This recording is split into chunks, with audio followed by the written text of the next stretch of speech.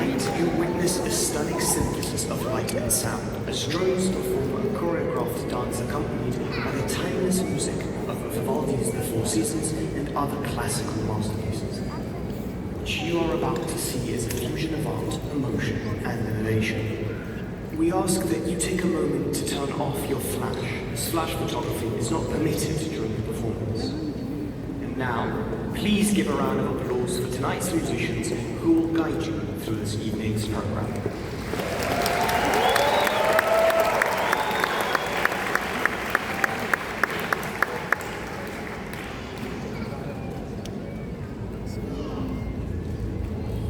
Welcome. I am Aurora, the spark of life that is inextinguishable, changing form throughout the seasons.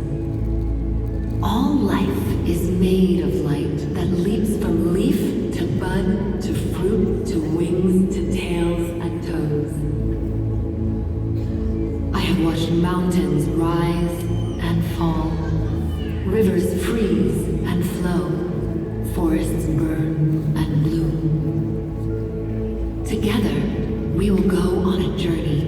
We will turn the night sky into a canvas of light. Listen closely.